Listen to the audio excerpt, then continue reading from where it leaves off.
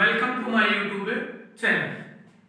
आज का हमारा जो टॉपिक है solution of mock test first, जो मैंने कल ही आप सभी को ग्रुप में स्पेशल स्टडी जो हमारा व्हाट्सएप ग्रुप है उसमें एक मॉक टेस्ट डाला था कि इसके लिए एनडीए एयरफोर्स या किसी भी कंपटीशन एग्जाम के लिए जो बच्चे तैयारी करते हैं उसके लिए मैंने एक मॉक टेस्ट डाला था। ठीक है, आज हम उसका सॉल्यूशन करेंगे। ठीक है, कि हमें उस मॉक टेस्ट को किस तरीके से सॉल्व आउट करना था। देखो, उस मॉक टेस्ट में मैंने आपको 25 क्वेश्चन मैथ के दिए थे।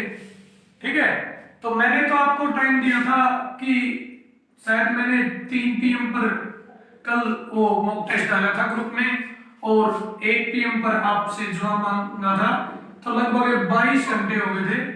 कितने हो गए थे? लगभग 22 घंटे की आप कभी भी 22 घंटे में अपना सॉल्यूशन सॉल्व आउट करो और मेरे पास 1 PM से पहले भेज दें। बहुत से बच्चों ने सॉल्यूशन भेजा है, बहुत से बच्चों ने अच्छे मार्क्स भी प्राप्त किए हैं। लेकिन अब देखो कि हमें जब हम एग्जाम में करते हैं तो 25 क्वेश्चन मिलते हैं और टाइम कितना होता है? 25 मिनट। तो हम उस टाइम किस तरीके से इन 25 क्वेश्चन को सॉल्व करेंगे वो हम देखेंगे। तो देखो, सबसे पहले क्या होना चाहिए कि कोई भी हम एग्जाम में बैठते हैं, तो कोई भी अगर हम पेपर सॉल्व करते हैं तो सबसे पहले हमें क्या देखना है कि हमें पहले पेपर को पूरी तरीके से पढ़ना है। उसमें ये देखना है कि जो इजी क्वेश्चन है उन क्वेश्चन को हम पहले सोल्व करेंगे, उसके बाद जो थोड़े डिफिकल्ट क्वेश्चन है उसके बाद उनको सोल्व करेंगे। जो क्वेश्चन हमें आता नहीं है, जिस क्वेश्चन के बारे में हमने कभी पढ़ा नहीं है, वो क्वेश्चन तो हमें देखना ही नहीं है। सबसे पहले वो क्वेश्चन हम करेंगे जिनमें हम जल्दी से जल्दी जिनको हम कर सकते हैं। तो देखो, शुरू करते हैं। आप सभी के पास वो मॉक टेस्ट या क्वेश्चन पेपर तो होगा ही। जिसके पास वो मॉक टेस्ट नहीं है वो मैं PDF उसकी वीडियो के डिस्क्रिप्शन बॉक्स में अटैच कर दूंगा। ठीक है, तो पहला क्वेश्चन क्या था कि एक रेक्टेंगल है, उसकी जो लेंथ है उसको अगर 40% लंबाई को 40% बढ़ा दिया जाए, प्लस लिखता हूं, मतलब उसको बढ़ा दिया जाए। ब्रेड्थ को क्या कहा था? ब्रेड्थ को भी 40% बढ़ा दिया जाए तो जो एरिया है उस पर कितना इफेक्ट होगा? वो इंक्रीज होगा या डिक्रीज होगा? देखो, मैं आपको बताता हूं, ज्यादातर बच्चों ने क्या किया होगा कि लेंथ को x मानना होगा, ब्रेड्थ को y मानना होगा, फिर उसको 40% इंक्रीज किया होगा। तो वो आपका सब्जेक्टिव मेथड है। उस तरीके से अगर आप करते हैं तो बहुत ज्यादा टाइम लगता है। इसके लिए आपको क्या करना है कि कोई भी शेप की साइड अगर इंक्रीज या डिक्रीज होती है तो उसके लिए एक रूल होता है x y बटे 100। x y बटे 100। इसका मतलब क्या है? x लेंथ है, ब्रेड्थ y है।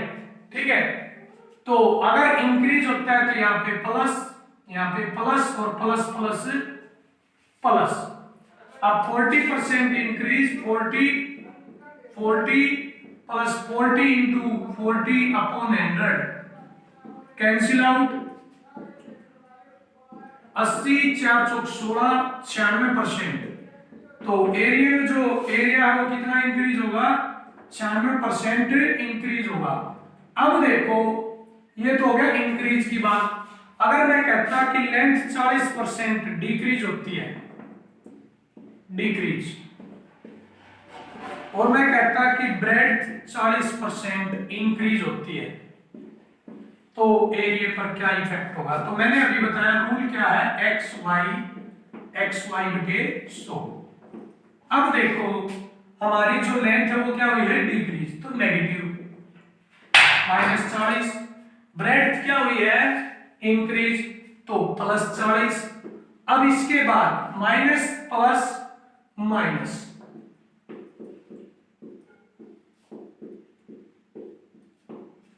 -40 + 40 0, -16। तो एरिया जो होता वो -16% क्या होता, डिक्रीज होता। ठीक है, ये आपका क्या हो गया, एक शॉर्ट रिजल्ट हो गया जिससे आप क्वेश्चन को जल्दी से जल्दी सोल्व कर सकते हैं। देखो मैंने जब इसको समझा रहा हूं तो थोड़ा टाइम ज्यादा लगता है, अगर आप खुद इसको, अगर आपको ये ट्रिक आती है तो बहुत जल्दी ये क्वेश्चन सोल्व हो जाएगा। ठीक है, नेक्स्ट क्वेश्चन देखते हैं।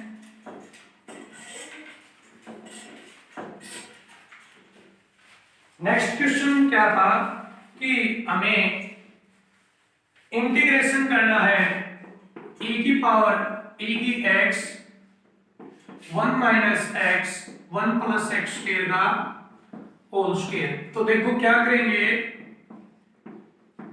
होल स्क्वायर को लेते हैं a माइनस बी का whole square, A square plus B square minus 2ab upon 1 plus X square का होल स्क्वायर।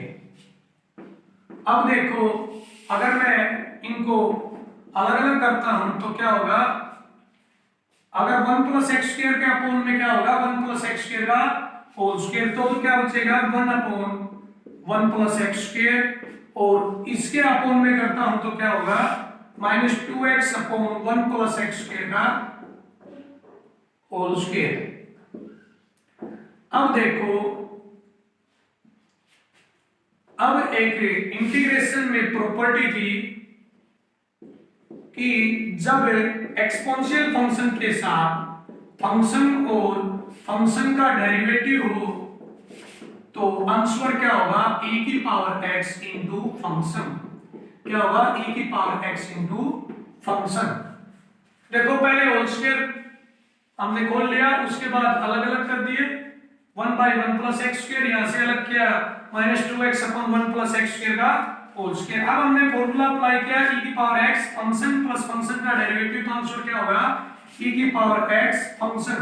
अब यहाँ पे जो ये फंक्शन है इसका डेरिवेटिव कौन है, minus 2x upon 1 plus X square का होल स्क्वायर, तो आंसर आ गया ex upon 1 plus X square का होल स्क्वायर, जो हमारा ऑप्शन शायद ए होगा। कौन सा ऑप्शन है, ए ऑप्शन। ठीक है, नेक्स्ट क्वेश्चन देखते हैं। नेक्स्ट क्वेश्चन में दिया गया है कि ए और बी दो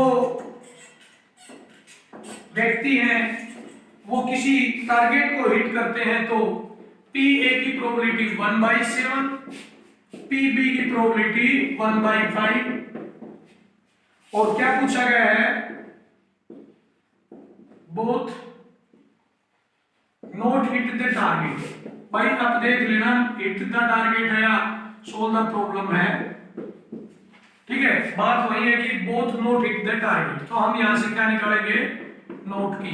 नोट की कैसे निकालेंगे, 1 minus 1/7 6/7, P B not 1 minus 1/5 4/5, तो दोनों नोट है तो मतलब P A not into P B not, क्योंकि इंडिपेंडेंट इवेंट हो गई, आपने प्लस 2 क्लास में पढ़ा है इंडिपेंडेंट इवेंट का टॉपिक, तो आंसर हो गया 24/35। क्या हो गया आंसर, 24/35। ठीक है, अब इसी क्वेश्चन में अगर वो पूछता एटलीस्ट वन ऑफ देम, क्या पूछता, at least one of them hit the target. Question कई तरीके से पूछा जाता है, तो क्या करेंगे हम, एक में से नोट हिट दोनों नहीं करते, ये घटा देंगे, both note hit the target की एक में से माइनस कर देंगे, तो क्या होगा एटलीस्ट वन की 11/35। क्या होगा 11/35। अगर वो कहता एग्जैक्टली वन, एग्जैक्टली वन, तो एग्जैक्टली वन का क्या मतलब है कि अगर ए करेगा तो बी नहीं करेगा, प्लस अगर बी हिट करेगा तो ए हिट नहीं करेगा। तो इस तरीके से आपको अलग अलग टाइप से क्वेश्चन पूछा जा सकता है।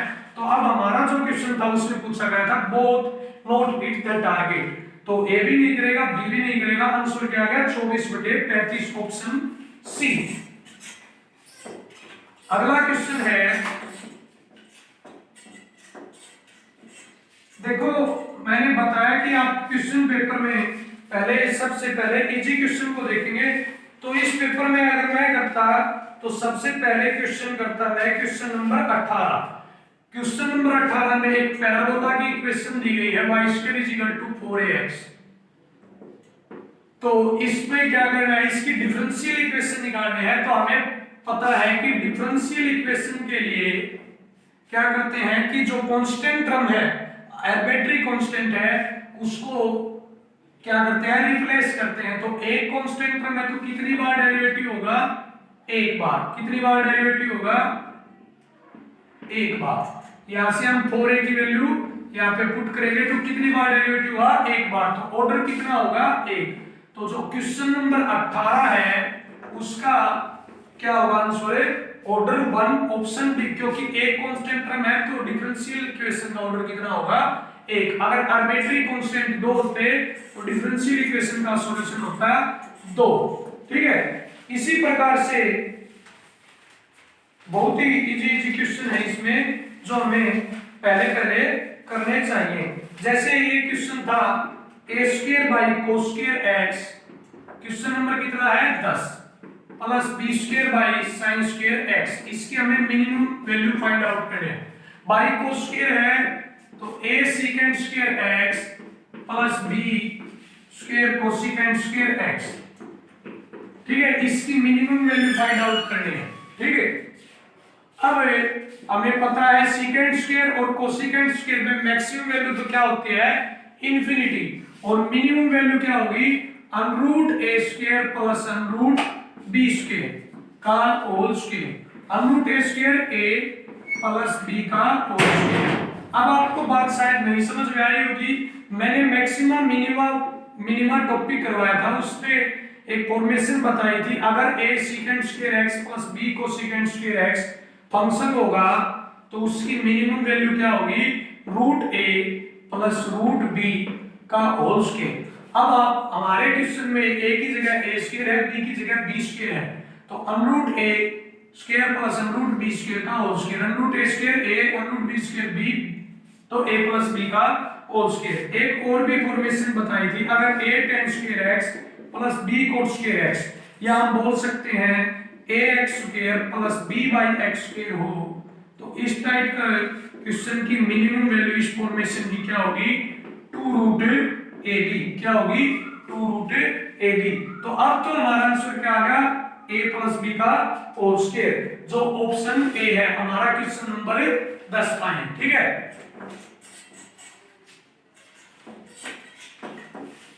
देखो आप शायद कंफ्यूज भी हो सकते हैं, मैं बीच बीच में कभी 10 का करवाता हूं, कभी 18 का।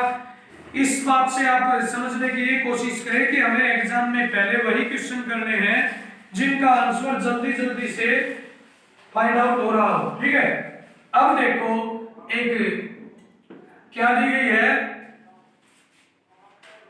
इलिप्स दी गई है, उसकी इक्वेशन है x² / 128 और y² / 124। इसकी फोकाई बतानी है, तो देखो ऑप्शन जो दिए गए हैं 0 ± 3, p option ±4 0, c option ±3 0, D option 0 ±3। पहली बात तो एक बात ये याद रखनी है आपको कि y² का जो इंटरसेप्ट है वो बड़ा है, तो जो आंसर होगा वो किस में होगा, y की टर्म में होगा, मतलब y की कोई ना कोई वैल्यू होगी। तो इसमें y की वैल्यू नहीं है, तो बी ऑप्शन कैंसिल और ऑप्शन सी भी कैंसिल, इन दोनों में से एक आंसर है। तो मैं आपको फोकाई के लिए बताता हूं, फोकाई का क्या फॉर्मूला होगा, √a² - b², मतलब a² कौन है, जो लार्ज इंटरसेप्ट है 144, b² कौन है 128, 16 का स्क्वायर रूट ±4। तो हमारा आंसर हो गया 0 ±4। सॉरी ऑप्शन गलत है, ये ऑप्शन दो बार रिपीट कर दिया, 0 ±4। तो आंसर क्या हो गया 0 ±4। फोकाई क्या होती है 0 ± ae। ठीक है, अगला क्वेश्चन देखेंगे।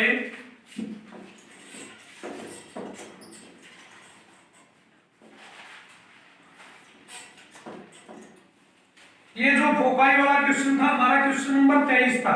ठीक है, अगला क्वेश्चन है क्वेश्चन नंबर 24।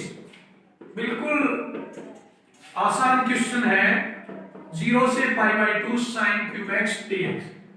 अब ज्यादातर बच्चों ने क्या किया होगा कि sin 3a का फॉर्मूला यूज किया होगा,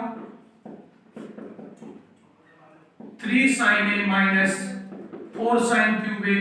इस फॉर्मूले से आपने इसको पहले किस में कन्वर्ट किया होगा, यहां से हमने sin क्यूब a की वैल्यू फाइंड आउट की होगी आपने सभी ने, 3 sin a minus sin 3a upon 4।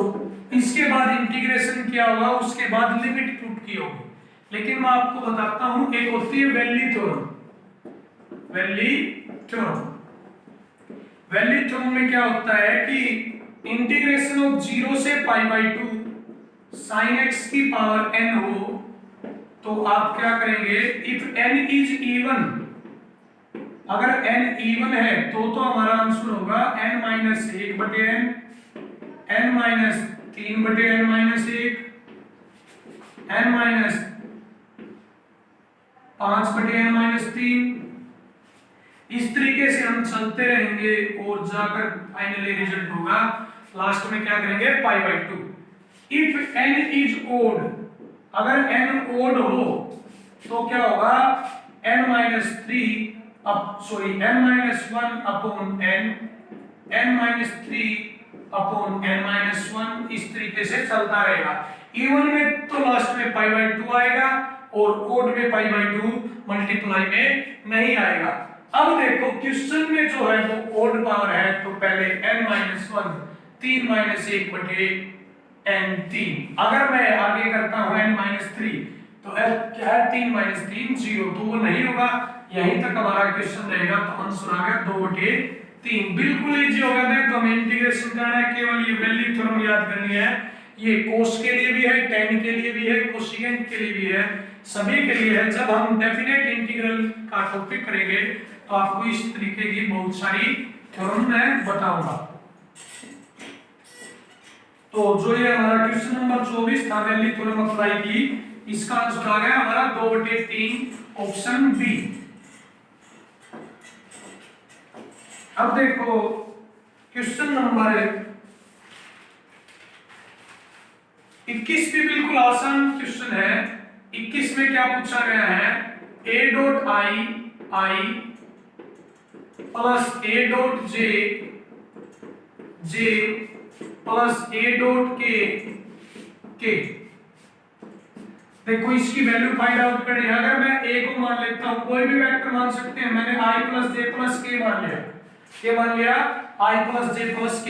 अगर मैं a डॉट i करता हूं तो क्या होगा 1, क्या होगा 1। a डॉट j भी क्या होगा 1, a डॉट k भी क्या होगा 1, क्योंकि डॉट प्रोडक्ट जब मैं a की i से करूंगा तो i गुणा i dot i 1, i dot j 0, i dot k 0, तो a dot i 1, a dot j 1, a dot k 1। अब देखो हमारा वापिस से वही वेक्टर आ गया, a गुणा i, a गुणा j, a गुणा k, i plus j plus k, result क्या आ गया a। हमारा वेक्टर a आ गया ऑप्शन बी।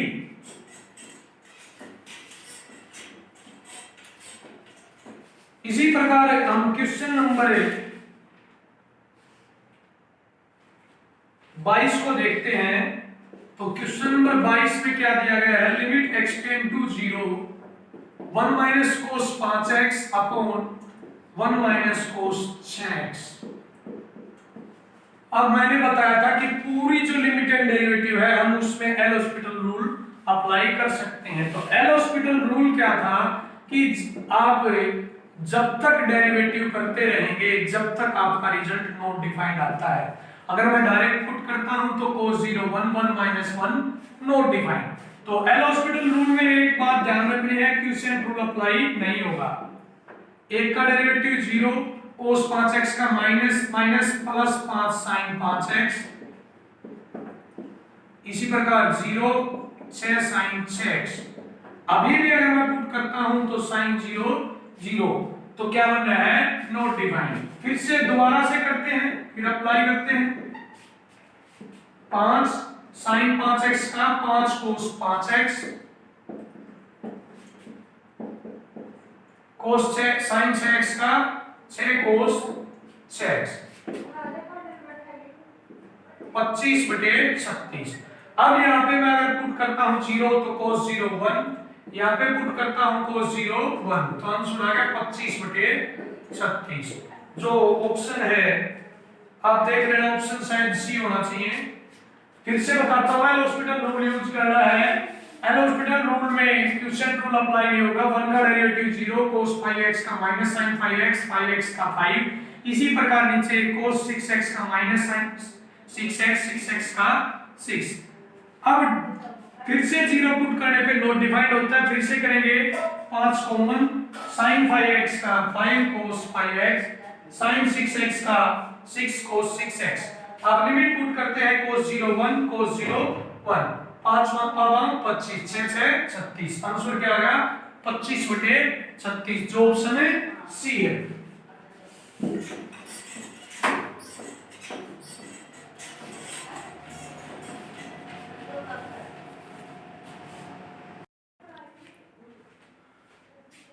हमारा अगला क्वेश्चन है question number 8। If roots of equation a into b minus c into x square plus b into c minus a into x plus c into a minus b is equal to 0, एक quadratic equation है और इसके roots क्या हैं equal. Roots क्या हैं equal, ठीक है। Then abc are in ap, abc are in gp, abc are in hp। अब देखो आप को यहाँ पर रूट्स इक्वल दिए गए हैं, फिर एपी जीपी एचपी की पूछा गया है, तो ज्यादातर बच्चे तो इस क्वेश्चन को करेंगे ही नहीं और कुछ बच्चे इसमें कंफ्यूज हो जाएंगे रूट्स में। तो आपको केवल इतना करना है कि ऑप्शन पर ध्यान देना है। पहली बात क्या कही गई है कि एबीसी आर इन एपी और जीपी। यदि मैं एबीसी को 1 मानता हूं तो इसका मतलब क्या है कि ये एचपी में भी एपी में भी है और जीपी में भी, मतलब 1 1 1, कॉमन डिफरेंस भी सेम हो गया, एपी भी होगी और कॉमन रेशियो भी सेम हो गया। लेकिन जब मैं यहाँ पर 1 गुणा 1 माइनस 1 रखता हूं तो 1 माइनस 1 0 और क्वाड्रेटिक इक्वेशन क्या हो जाती है खत्म हो जाती है, क्वाड्रेटिक इक्वेशन नहीं रहती, नो क्वाड्रेटिक इक्वेशन। हेंस हम क्या कह सकते हैं, बट does not specify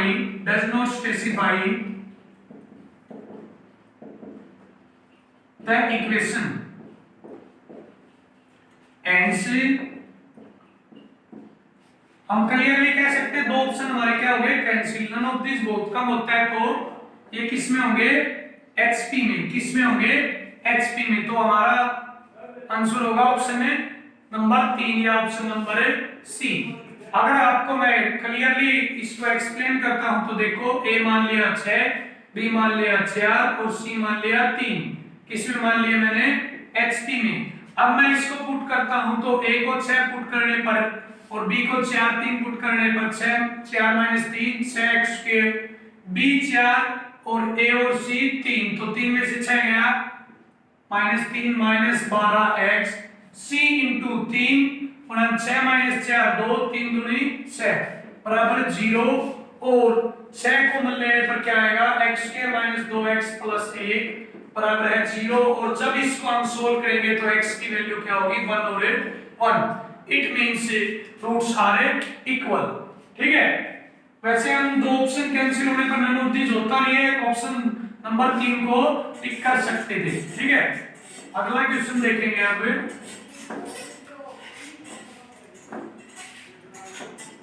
अगला क्वेश्चन क्या है कि x + a + b + c क्या है 0।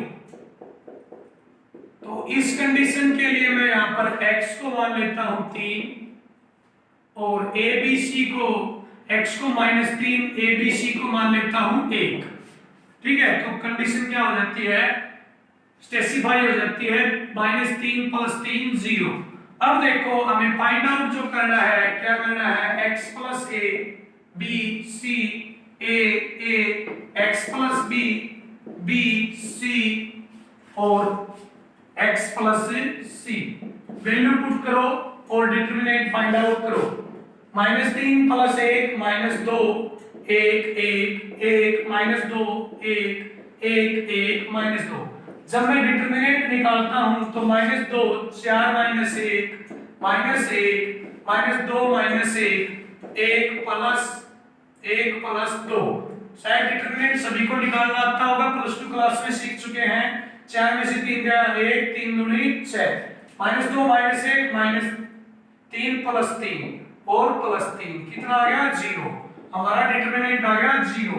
आंसर आ गया option A, number 1, option A. अगर हम बाकी को भी देखते हैं तो 1 1 2 3 क्या आता है 9, ये नहीं हो सकता, ये भी नहीं हो सकता, इससे भी 0 नहीं आता है, तो ऑप्शन क्या आ गया ए। ठीक है, अब अगले क्वेश्चन देखते हैं।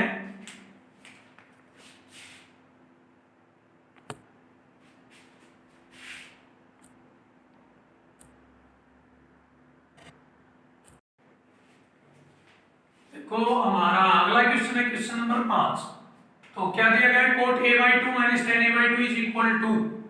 तो मैंने बताया था ट्रिग्नोमेट्री की वीडियो में, जो भी ट्रिग्नोमेट्री का क्वेश्चन है मोस्टली किससे होता है, by putting values of theta. मैं मान लेता हूं a is equal to 60 degree. तो देखो ये जो रिजल्ट होगा ये क्या होगा, 60/2 30, cot 30 √3 और tan 30 1/√3 क्या आता है 2/√3। और ऑप्शन से 2/√3 केवल किससे आएगा, शायद 2 cot a 60 और cot 60 क्या आता है √3। तो ऑप्शन नंबर 4 होगा। ठीक है, तो हमारा आंसर क्या होगा 2 cot a। ठीक है, अगला देखते हैं क्वेश्चन नंबर 6। इसी प्रकार हम क्वेश्चन नंबर 6 में भी क्या मानते हैं, put a is equal to 60 degree, क्या मान लेते हैं 60 डिग्री। तो cot a cot 60 1/√3, कोसेकेंट 60 2/√3, 3/√3 और क्या आएगा √3। अब √3 किस ऑप्शन से आता है देखते हैं, 60 तो tan 30 नहीं होता, cot 30 होता है, तो ऑप्शन नंबर 2 हो सकता है। ये भी नहीं है, ये भी नहीं है, तो ऑप्शन नंबर 2। अगला क्वेश्चन है, which of the following function specified है, या which of the following equation specified है कंडीशन। तो कंडीशन क्या क्या दी गई है, एक तो कंडीशन है हमारे पास f1 इज इक्वल टू 6, एक है f0 इज इक्वल टू 5, क्या है f0 इज इक्वल टू 5 और f-1 इज इक्वल टू 10। तो सबसे पहले इस कंडीशन के लिए 0 रखते हैं, इसमें 0 रखेंगे तो 5 बन सकता है, इसमें 0 रखेंगे तो 5 नहीं बनेगा, इसमें 0 रखेंगे तो 5 बन सकता है, प्लस साइन इसमें भी बन सकता है, एक ऑप्शन कैंसिल हो गया। अब इसमें अगर मैं 1 -1 रखता हूं तो देखो 5 2 5 क्या बन रहा है 12, बनना क्या चाहिए 10, तो ऑप्शन कैंसिल।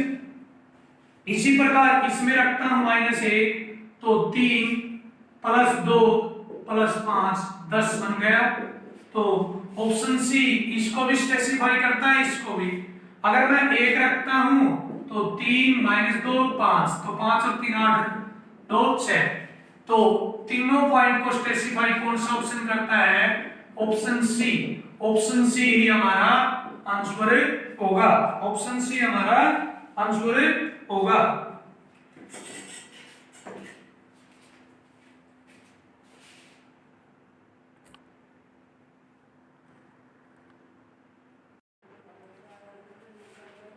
देखो अगला क्वेश्चन देखते हैं।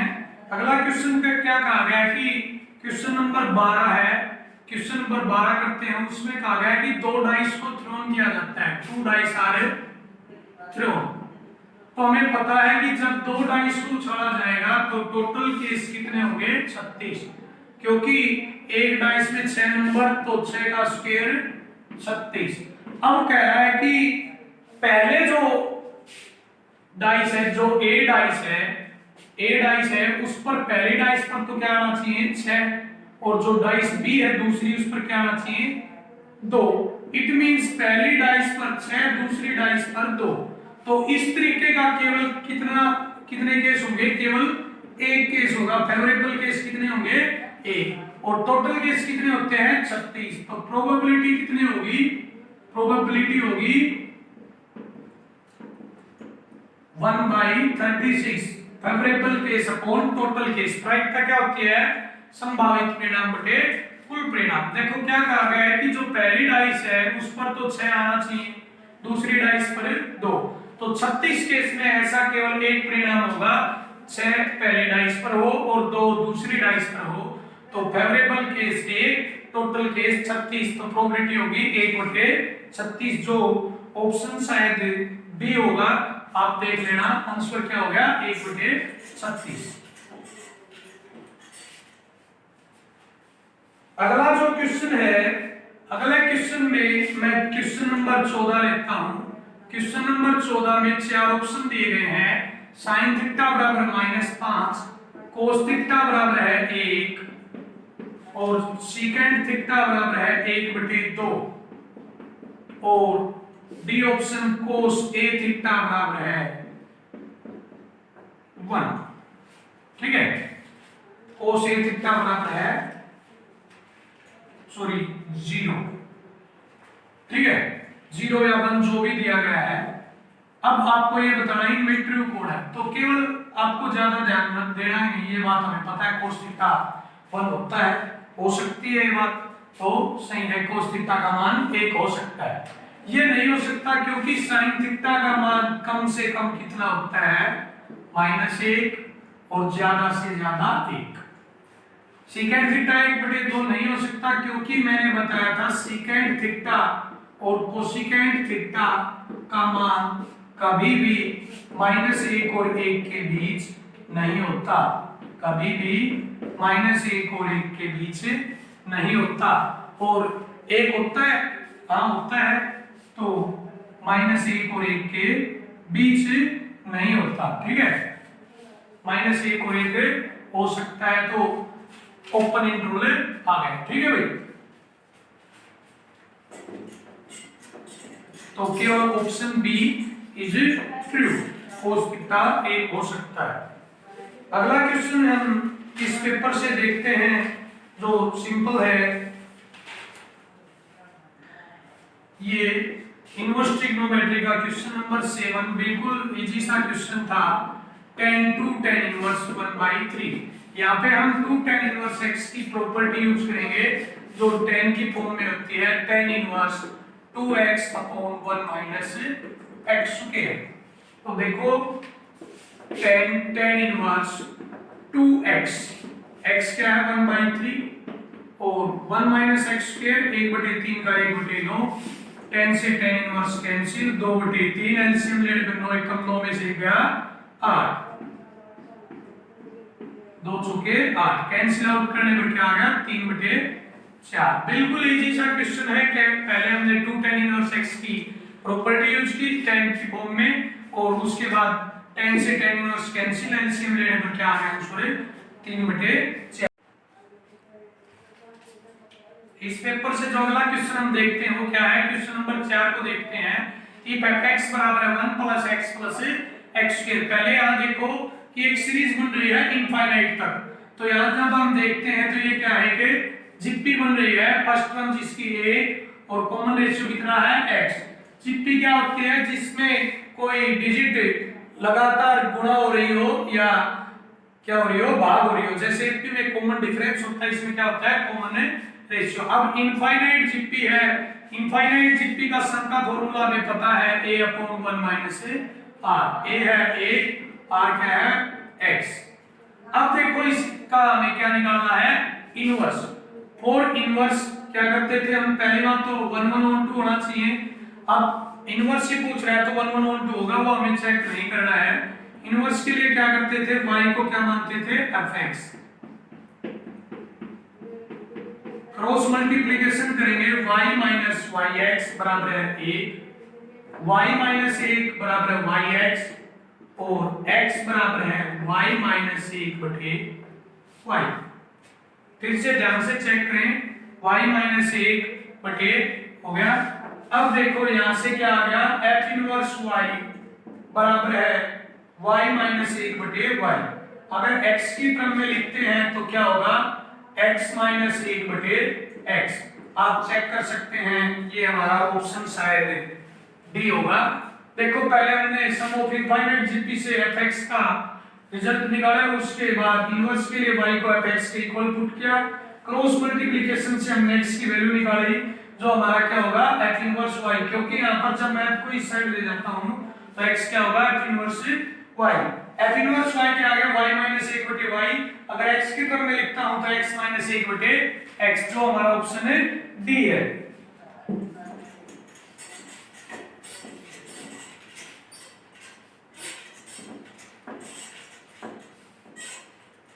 इसी प्रकार अगला जो हम क्वेश्चन इसमें करते हैं, क्वेश्चन नंबर 25 नंबर क्वेश्चन में दिया गया है if x is equal to 3 plus 2 root 2 then root x minus 1 by root x क्या होगा। तो देखो x दिया गया है, हमें क्या फाइंड आउट करना है रूट x, तो रूट x क्या होगा 3 प्लस 2 रूट 2 का स्क्वायर रूट। अब मैंने स्क्वायर रूट के लिए एक बात बताई थी कि जो भी यहाँ पे टर्म है उसको हम क्या मानेंगे 2a, क्योंकि क्या फॉर्मूला होता है a प्लस बी का whole square, a square plus B square plus 2ab। अब मैंने इसको मान लिया 2ab, 2 से 2 cancel, ab is equal to root 2, इसके गुणा में 1 तो होता ही है, a को रूट 2 b को 1, तो हम इसको क्या लिख सकते हैं रूट 1 प्लस 2 प्लस 1 का होल स्क्वायर, कैंसिल आउट होने पर क्या आ गया रूट 2 प्लस 1। अब जब हम एक बटे रूट x निकालेंगे तो क्या होगा 1 बाई रूट 2 प्लस 1, और रेशनलाइजेशन से क्या होगा, रेशनलाइजेशन जब करेंगे तो रूट 2 माइनस 1 क्या होगा रूट 2 माइनस 1। अब रूट x तो है root 2 plus 1 by root x है रूट 2 माइनस 1, तो अब हमें इनको सब्ट्रैक्ट करना है, रूट 2 से रूट 2 कैंसिल, 1 प्लस 1 2। देखो फिर से बताता हूँ, x दिया गया है root x minus 1 by root x निकालना है, तो पहले हमने इसका स्क्वायर रूट निकाला, क्या आ गया रूट 2 प्लस 1। कैसे निकालेंगे, जो ये टर्म दी गई है इसको हम 2a भी मानते हैं, 2 से 2 कैंसिल, a गुणा b बराबर रूट 2 गुणा 1, तो इसको हम लिख सकते हैं रूट 2 प्लस 1 का होल स्क्वायर, क्या आ गया रूट 2 प्लस 1। अब 1 बाई रूट x के लिए इसका रेसिप्रोकल रेशनलाइजेशन से क्या आएगा रूट 2 माइनस 1। अब दोनों को सब्ट्रैक्ट कर दिया, आंसर आ गया 2, जो ऑप्शन डी है। क्या है ऑप्शन है डी। अब इसी मॉक टेस्ट से अगला क्वेश्चन हमारा है क्वेश्चन नंबर 17। एक सीरीज दी गई है, उसका हमें 10 टर्मों तक का जोड़ निकालना है, टू 10 टर्म, 10 टर्म तक। तो अब हम इस सीरीज को देखते हैं, तो फर्स्ट टर्म a 1/2, और डिफरेंस देखते हैं तो क्या बनता है -1/6। अगर मैं सेकंड डिफरेंस यहाँ पे भी देखता हूँ तो वो भी क्या बनता है -1/6, यहाँ भी -1/6, तो क्या बन गई 80। और सम ऑफ 80 का क्या फॉर्मूला था n/2 2a plus n-1 into d। अब n की वैल्यू जो है वो क्या है 10, तो 10/2 2a plus n-1 into d, 2 पंजे 10, 2 से 2 कैंसिल, 1 10 में से गया 9, 9 बटे 6, 5 गुणा, जब एलसीएम लेंगे तो 6 में से हो गया 3, 3 दूनी 6, एलसीएम लेने पर -5/2 हमारा रिजल्ट। देखो फिर से बताता हूँ, एक सीरीज दी गई है, उसका 10 टर्मों तक का जोड़ बताना है। तो सीरीज को हमने चेक किया तो पहला डिफरेंस -1/6, दूसरा डिफरेंस भी -1/6, तो क्या बन गई AP, क्या हुई AP। तो first term 1/2 d -1/6 sum of n terms of AP, Sm का फॉर्मूला अप्लाई किया, कैलकुलेशन के बाद रिजल्ट आया -5/2, जो हमारा ऑप्शन है बी।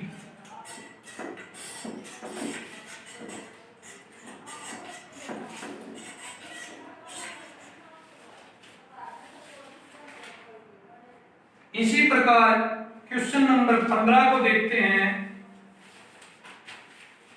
पहले क्वेश्चन देखते हैं, क्वेश्चन नंबर 19। क्या दिया गया है? If a is equal to 1/√6 minus √5 then a square plus 1/a square find out करना है। देखो इसको मैं अगर सोल्व करूंगा रेशनलाइजेशन से, तो थोड़ी देर पहले हमने क्वेश्चन किया था, क्या आएगा? √6 प्लस √5, ठीक है। और आगे अब 1/a क्या आएगा? इसका रेसिप्रोकल, और इसको अगर मैं रेशनलाइजेशन से सोल्व करूंगा तो क्या आएगा? √6 माइनस √5। अब पहले हम निकालते हैं a प्लस 1/a। a क्या है? √6 प्लस √5, और 1/a क्या है? √6 माइनस √5। कैलकुलेशन करने पर a प्लस 1/a क्या आ गया? 2√6। हमें फाइंड आउट करना है a square plus 1/a square. तो या तो आप दोनों तरफ होल स्क्वायर कर सकते हो, बात वही है, a की 2 b की 2 जमा 2ab और इसका square 24 cancel out. a square plus 1/a square 24 minus 2 22। कितना आंसर आ गया? 22। जो ऑप्शन हमारा है बी। देखो a दिया गया है, जब इसका मैं रेशनलाइजेशन करूंगा रिजल्ट आएगा √6 प्लस √5। पिछले शायद पिछले से पिछले क्वेश्चन में इस टाइप का क्वेश्चन हमने किया है। 1/a क्या होगा? इसका रेसिप्रोकल, जब इसको रेशनलाइजेशन करूंगा तो √6 माइनस √5। दोनों को मैं ऐड करता हूं, a की वैल्यू 1/a की वैल्यू क्या आता है? 2√6। हमें निकालना था whole square, a square plus 1/a square. Whole square करने पर दोनों साइड अलजेब्रा का rule a square plus b square plus 2ab, यहां से कैंसिल, तो √6 का 24, 2 इस साइड गया 22। Option B.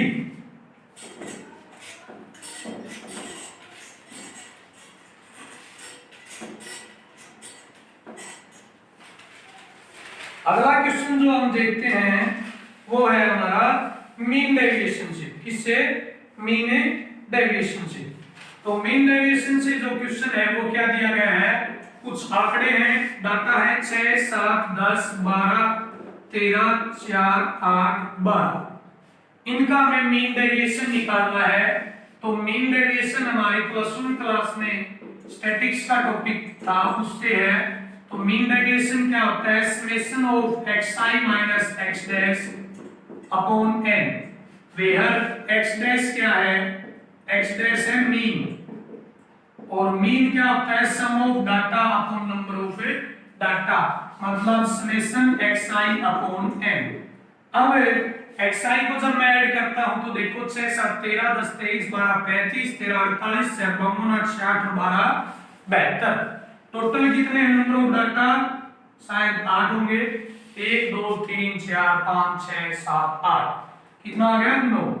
अब मैं यहाँ पे फाइंड आउट करता हूँ xi माइनस x डैश क्या है? मॉडुलस। तो रिजल्ट क्या होगा? पॉजिटिव। 6 और 9 का डिफरेंस 3, 7 9 का 2, 10 9 का 1, 12 9 का 3, 13 9 का 4, 4 9 का 5, 8 9 का 1, 12 9 का 3।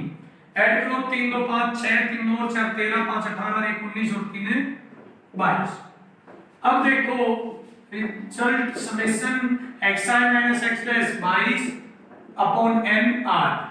रिजल्ट क्या आएगा? डिवाइड करने पर 8 दूनी 16, 8 2 7 56, 8 5 40, 2.75। जो शायद ऑप्शन आप देख लेना कौन सा है, 2.75 हमारा आंसर निकल आया है, ठीक है। अब अगला जो क्वेश्चन है, अगला क्वेश्चन हम करेंगे जो क्वेश्चन नंबर 16 है। ये हमारा क्वेश्चन नंबर 15 था। देखो जो अगला हम क्वेश्चन लेते हैं क्वेश्चन नंबर 16।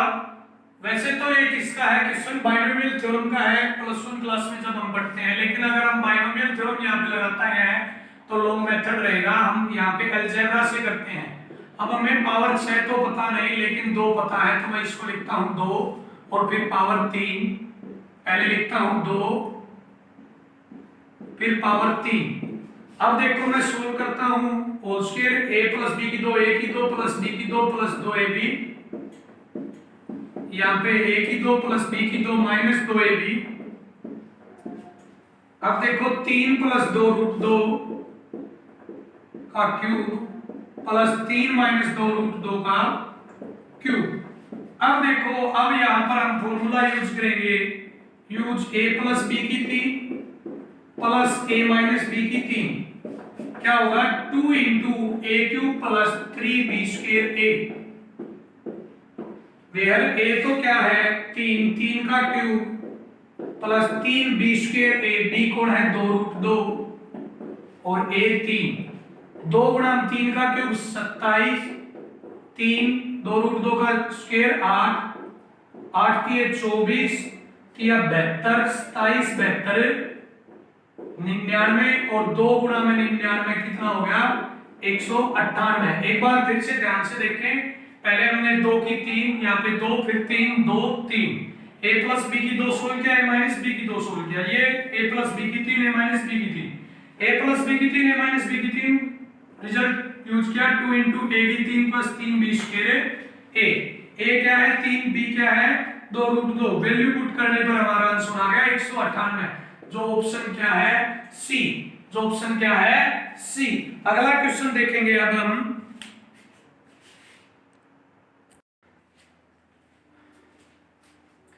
तो जो आज हमने हमारी वीडियो में किसके बारे में बात की, solution of mock test first के बारे में, इसका हमने सॉल्यूशन किया, ठीक है। और आप सभी बच्चों ने आज हमारी वीडियो में इसका सॉल्यूशन ट्रिक्स के साथ भी देखा और बेसिक्स के साथ भी देखा। जब मैंने कल इस मॉक टेस्ट को डाला था, तो आज जब सॉल्यूशन आया तो अप्रोक्सीमेट 20 बच्चों का सॉल्यूशन आया, तो मैं आशा करता हूं कि जो मॉक टेस्ट सेकंड है उसका भी कम से कम 30 या 35 बच्चे सॉल्यूशन मेरे इनबॉक्स पर भेजेंगे, मेरे पर्सनल व्हाट्सएप नंबर पर भेजेंगे। जो हमारा मॉक टेस्ट 2 है वो किस पर बेस्ड है, मॉक टेस्ट 2 ओनली ट्रिग्नोमेट्री पर बेस्ड है। अब जो भी हम मॉक टेस्ट डालेंगे वो किस पर होंगे, किसी ना किसी टॉपिक पर होंगे, और एक वीक के बाद हम उन सभी टॉपिक्स को मिक्सअप करके एक अलग से मॉक टेस्ट डालेंगे और उसको करेंगे। तो आज के लिए इतना ही काफी है। Thank you.